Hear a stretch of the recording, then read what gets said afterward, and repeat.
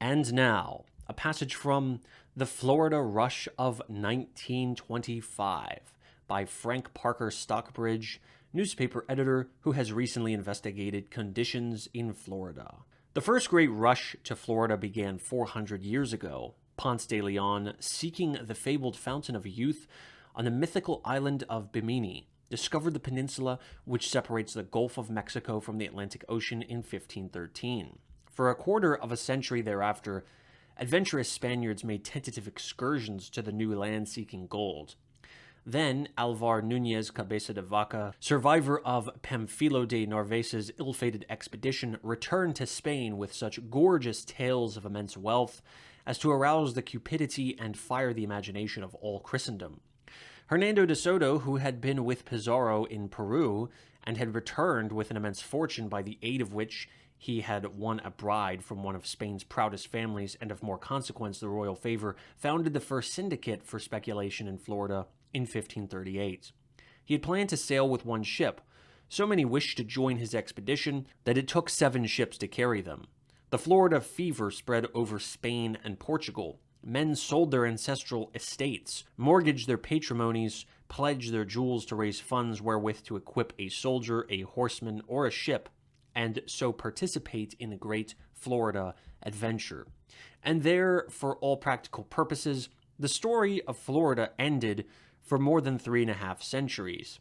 De Soto failed in his quest of wealth as completely as De Leon had failed in his quest of health.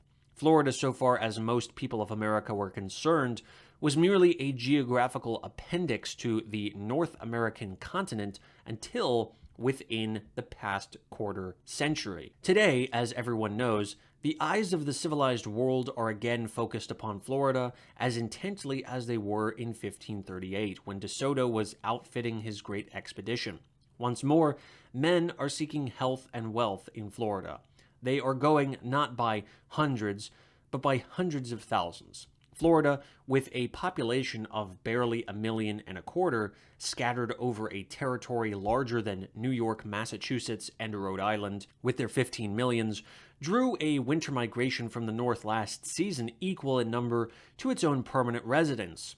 The indications are that the winter of 1925 to 26 will see the population of the state more than trebled for the time being. Of those who make this enlarging seasonal migration, a larger percentage each year locates and settles down in Florida. Compare the federal census figures of 1910 and 1920, showing a growth from 752,619 to 968,470. The gain in the decade is 28.7%, but the gain from 1920 to 1925, when the state census was taken, is from 968,470 to 1,263,549, an increase of 30.4% in only 5 years. That the permanent population of the state is growing at an accelerating rate is undeniable. That the seasonal migration to and from Florida is increasing at an even higher rate of acceleration is even more certain. But the growth of population, permanent and migratory, is only one phase of the Florida phenomenon. The wealth of the state is growing many times faster. The index of this growth is the figures of banking resources. From 1900, when the total deposits in national and state banks of Florida amounted to only $10,627,495, to June 30th, 1925, when they aggregated $575,758,195, the growth has been more than 5,000%. In the 5 years from 1920 to 1925, the increase has been from only $199,589,122 to the figure last quoted above, a growth of better than 250% in the wealth of the state. What attracts newcomers? This is an unprecedented state of affairs. It is nothing less than history in the making. It is not enough, however, merely to record the phenomenon. What urge impels this vast horde to migrate Floridaward every year? What has made Florida more desirable than it was through its dormant centuries after De Soto? Whence has come this miraculous increase in wealth which the banking statistics reflect? The first and obvious answer is the climate of Florida. It is necessary to take the many other factors into account, but any consideration of Florida must be predicated, in the first instance, upon the fortuitous and happy circumstance of a climate which permits the winter visitor to live and play out of doors without fear either of sunstroke or of being deluged. Florida's latitude, its insular situation between the Gulf of Mexico and the Atlantic, the proximity of its coasts to the Gulf Stream, and the circumstance that its rainy season occurs between April and November. These are the factors which draw outsiders to Florida in the first instance and which keep a percentage of them there. The second factor upon which the recent development of the state is based is the fertility of its soil. It has long been known that Florida can raise oranges and grapefruit. It is only within very recent years that it has been discovered that almost every acre of land in the state is capable of growing prolific crops of an immense variety of products, and of producing at a season of the year when the markets of the north are otherwise bare of those products. Florida, whose northern boundary is further south than the southern boundary of California, is the nearest to the tropics of any part of continental United States. It is nearer also to the great markets of the Northeast than is any other region from which out-of-season fruits and vegetables can be obtained. Florida potatoes and onions have no competitor in the markets of the North, save those of Bermuda, which come in just a shade earlier. Florida strawberries, shipped from January to March, are the earliest arrivals in New York. Florida celery, lettuce, cabbages, green produce of every kind are available at seasons when otherwise the northern consumer would have to do without fresh vegetables or pay a high price for the hothouse products. Those two factors, climate and fertility, have always existed in Florida. The reasons for the current rapid growth of the state then must be sought elsewhere. And the chief one is that the opening up of Florida had to wait upon the development of civilization to a point which made it economically feasible to make Florida's climate and soil accessible to the multitude. The modern history of Florida begins with the venture of Henry M. Flagler, who conceived and carried to completion the railroad running down the east coast of the peninsula from Jacksonville to the end of the mainland and then beyond over a chain of keys to Key West. Simultaneously with Mr. Flagler's initial venture, Henry B. Plant projected the extension of the Atlantic Coastline Railroad to Florida's west coast. And the main reason why the West Coast has lagged behind the East Coast in development is that Mr. Plant did not live to carry out his project, and Mr. Flagler did. Railroad development.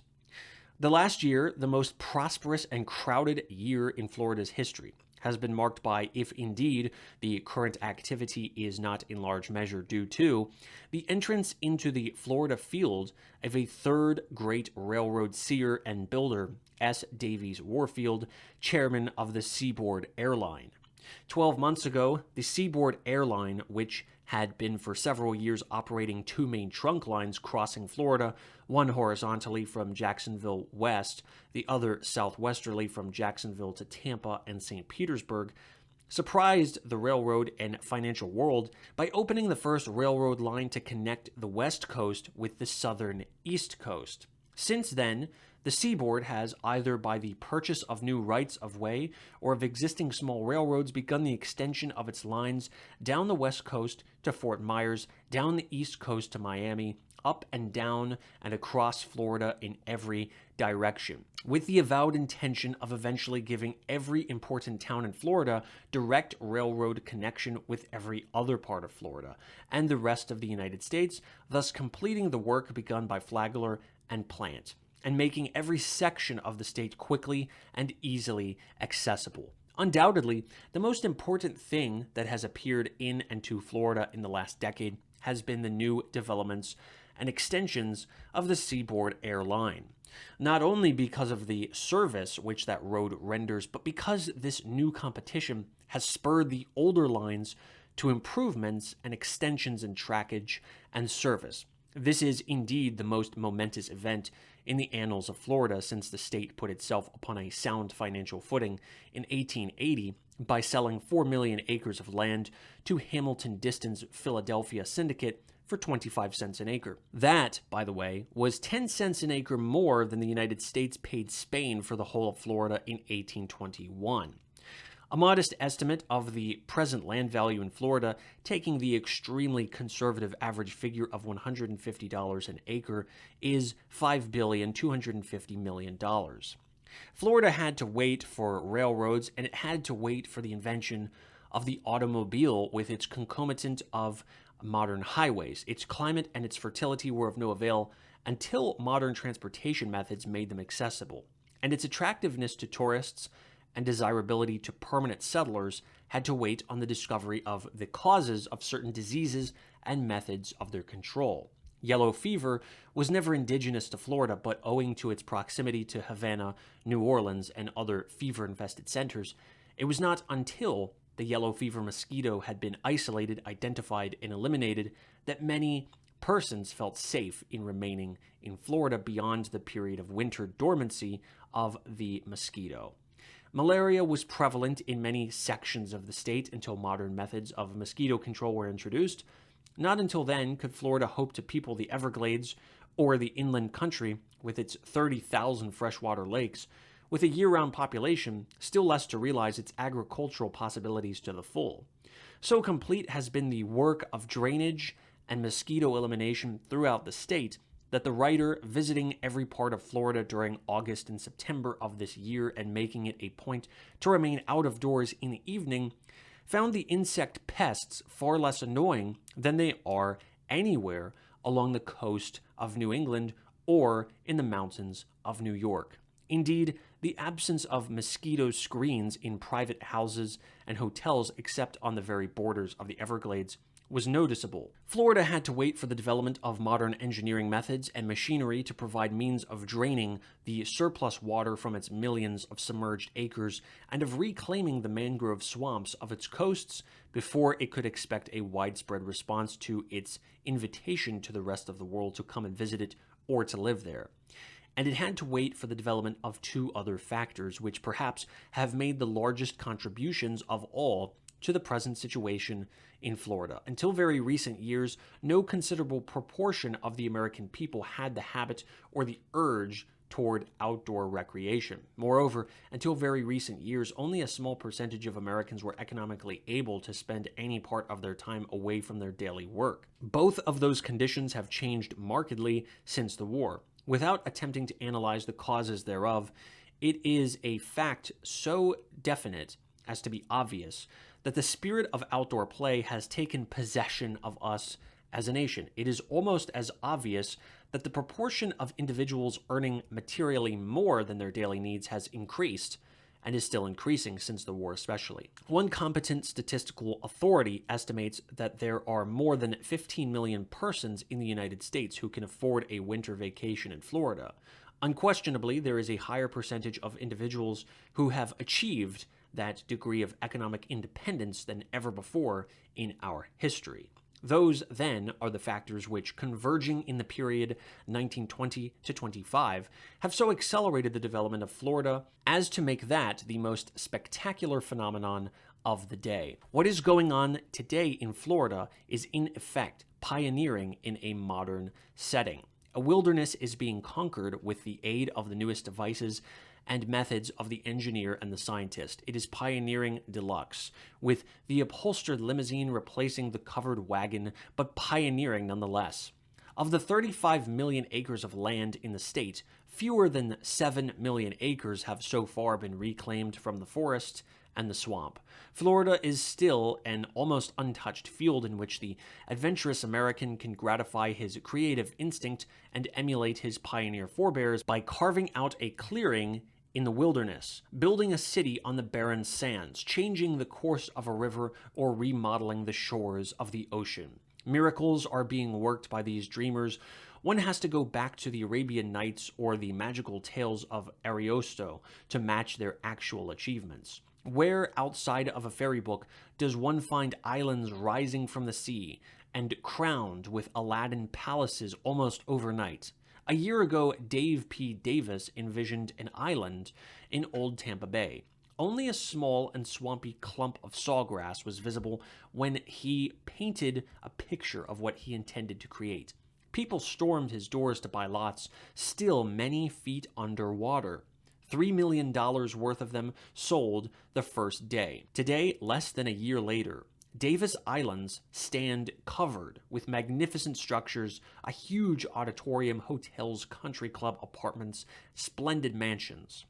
The state of Florida itself is a miracle worker. The conquest of the Zuiderzee by the Netherlands is no greater task than that which Florida has set itself in the reclamation of the Everglades.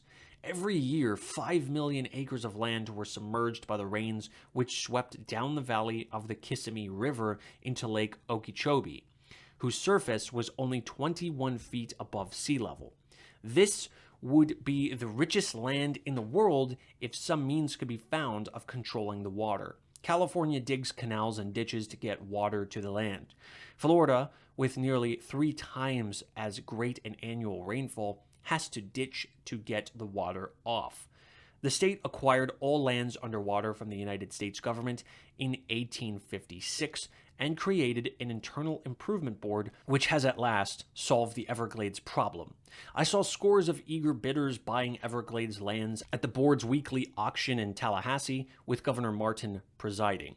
The bids began at $150 an acre and ran up to $700. Pumping will always be necessary for Everglades farmer, but so it will always be in Holland. Properly farmed, an annual yield of $500 can be counted on safely. I found many instances of from $2,000 to as high as $5,000 an acre being received for crops from this land. The government agent in charge of the sugar experiment station at Canal Point assured me that there were at least 150,000 acres of it, which would raise 3 times as many tons of sugarcane to the acre as the best Louisiana sugar land, and more than double Cuba's best. This is being put under cane cultivation, and the largest sugar mill in the world, except one, is about to be built at Clewiston.